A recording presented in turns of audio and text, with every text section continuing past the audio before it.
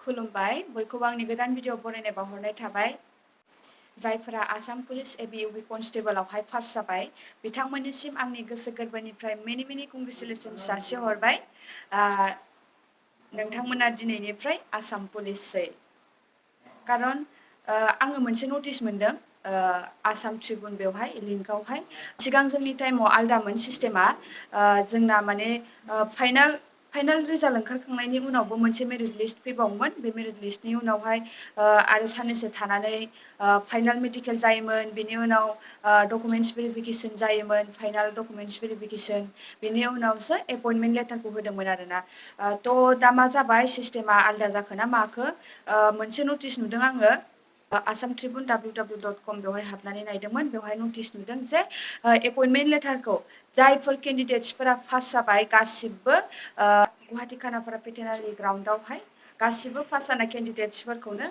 Attend जानो होदों आरोना बेवहाय एपइन्टमेन्ट लेटार होगोन होननानै लिरनानै होदों नटिसावहाय थ' आंबो मिथियाखैमोन जे एसेबां थाबनो एपइन्टमेन्ट लेटारखौ होगोन होननानै खारन जोंनि दिनावहाय बेबायदि एसेबां थाब एपइन्टमेन्ट लेटार होआखैमोन जानो हागौ सिस्टेमा आलदा जाबायबो जानो हागौ माब्ला माबायदि चेन्ज जायो माब्ला चेन्ज जायो जेबो पात्ताखौनो मोना बेखायनो मा जायफोर केन्डिडेट्सफोरा पास जाबाय गासिबो नोंथांमोनाहाय 14 मे गाबोन थामहिनबा गाबोन गुवाहाटि खानापारायाव थांनानै बयबो एटेन्ड जाहैबानो जाबाय एपइन्टमेन्ट लेटारखौ लानानै फैबानो जाबाय बिथांमोना होगोन होननानै नटिस होनानै दोनदों जेराव जायफोर आंनि इउटुब फेमिलि बा आंनि साबसक्राइबार आंनि इउटुब फेमिलिनिफ्राय बा आंनि साबसक्राइबारफोरा जेसेबांखिनि पास जाबाय आङो मोनसे फट' पस्ट होदोंमोन कमिउनिटि टेबावहाय साबैसे पास जाखो सोर सोर पास जाखो बयबो कमेन्ट्स हरनानै खिन्थाहरलायदो होननानै आङो मोनसे फट' पस्ट होदोंमोन थ' बेवहाय जायफोरा कमेन्ट्स हरनानै खिन्थाहरदों आब' आं पास जाबाय एसेखिनि मोन्दों उमुक डिस्ट्रिक्टनि होननानै थ' आङो बिथांमोननि नामखौ लानो सानदों बिथांमोननि नामखौ आं फारियै बुंलांगोन दा दसे उनाव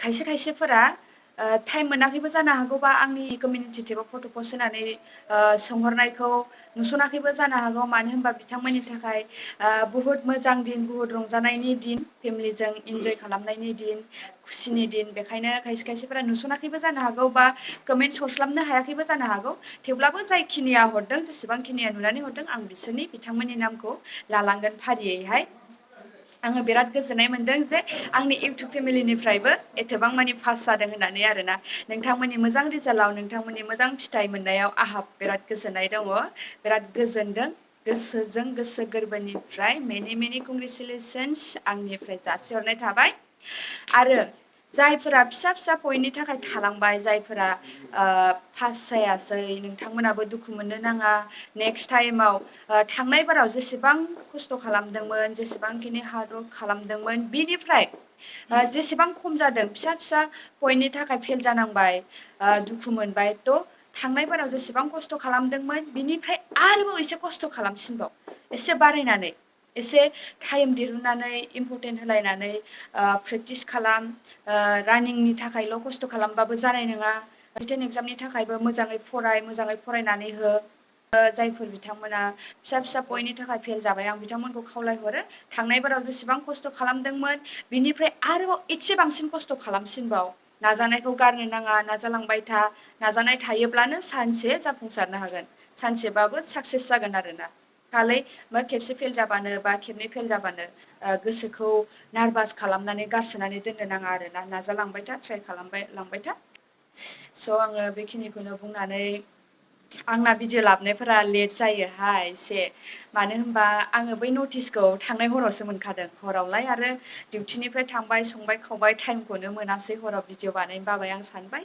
गाबोन मर्निंआव खालामसै थ' बयबो मोनखाबायबो जानो हागौ थेवब्लाबो आङो सोरबाफोर मोनाखै नामा होननानै बा कनफिउसाव दं नामा डाउट दं नामा होननानै आं बे भिडिअखौ लाबोनानै होबाय आंबो मोनदों बे नटिसखौहाय मैयानिफ्रायनो बियो स्प्रेड जागासिनो आंनावबो सोंहरगासिनो आब' नैबे नटिसा नंमारगौना नंमारा जोङो 14 मेआव थांमारनांगोन नामा बेबायदि होनना सोंहरदों आरोना बेखायनो आंबो नटिसाव मोनदों 14आवहाय लेंहरदों जायफोर केन्डिडेट्सफोरा पास जाबाय गासिखौबो एपइन्टमेन्ट लेटार लायनो थाखाय थ' जायफोरा पास जाबाय थांब्लानो जाबाय गुवाहाटि खानापारायावहाय नङाब्लाथ' एबसेन्ट जाबाय एपइन्टमेन्ट लेटारखौ आरोबाव उनाव नागिरहैनांगौआ बुहुत जारला जागोन बेखायनो जायफोरा पास जाबाय दा खैदिनमान टाइम दङ एपइन्टमेन्ट लेटारखौ एथबां थाब होदों जेला ट्रेनिंआवबो थाब लांगोनबो जानो हागौ। बेखायनो आङो जायफोरा पास जाबाय बिथांमोनखौ खावलायहरो एसे मोजाङै जादो, स्ट्रं जादो, जे सिगांनि दिनफोराव जासाब जाराब जाबायदि जादोंमोन बेबायदि दाजासै, मोजां मोजां जिनिस जा,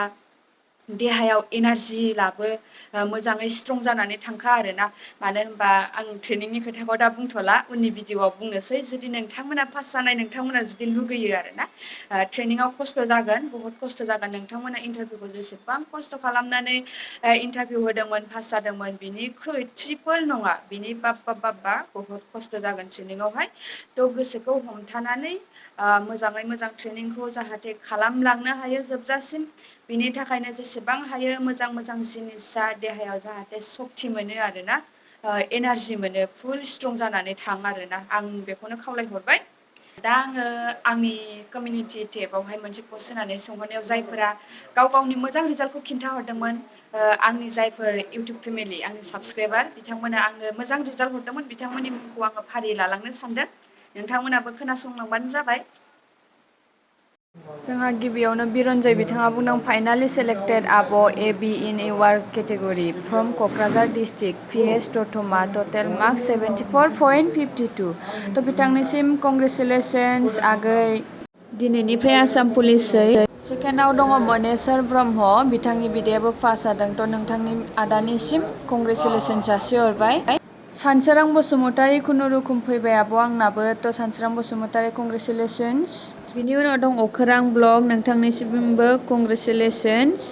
बिनि उनाव दं निरन्जय मोसाहारि, नोंथांनिसिम कंग्रेचुलेसन्स। आं नेमफोरखौल' मख'लांसै। बाबुल नार्जारि बिथाङाबो पास खालामनो हादों। दिराज बर' बिथाङाबो पास खालामनो हादों। निग्र दान्था बिथाङाबो पास खालामनो हादों। दिप सापार अफिसियेल बिथाङा सोंहरदों एपइन्टमेन्ट लेटार माहाय लायनांगौ आब' होननानै। थ' गुवाहाटियाव लायनांगौ आगै। चन्दन बर' बिथाङाबो पास खालामनो हादों।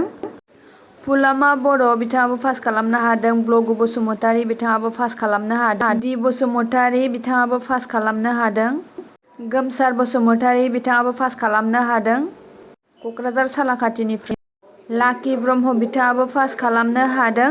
एस नार्जारि बिथाङाबो पास खालामनो हादों। रुपुंसा बसुमतारी बिथाङाबो पास खालामनो हादों। दाहार ब्रह्म बिथाङाबो पास खालामनो हादों। सान्दु ए टु जेड बिथाङाबो पास खालामनो हादों। अनजालु बर' बिथाङाबो पास खालामनो हादों बरपेटा डिस्ट्रिक्टनिफ्राय। महानन्द बर' बिथाङाबो पास खालामनो हादों बाक्सानिफ्राय। जांगिला बसुमतारी बिथाङाबो पास खालामनो हादों। भुपेन मुसाहारि बिथाङाबो पास खालामनो हादों बाक्सा डिस्ट्रिक्टनिफ्राय। सन्जिब बसुमतारी बिथाङाबो पास खालामनो हादों। आंनाव कमेन्ट्स हरनानै खोन्थाहरनायफोरा बेखिनियानोसैमोन। बिथांमोननि नेमखौ आं लानाय जाबाय। थ' थेंक इउ स' माच। नैबे अफिसियेल नटिसमोन, नोंथांमोना नायना लाब्लानो जाबाय। बेखिनियावनो आं भिडिअखौ दोनथ'बाय। गोजोन्थों, खुलुमबाय।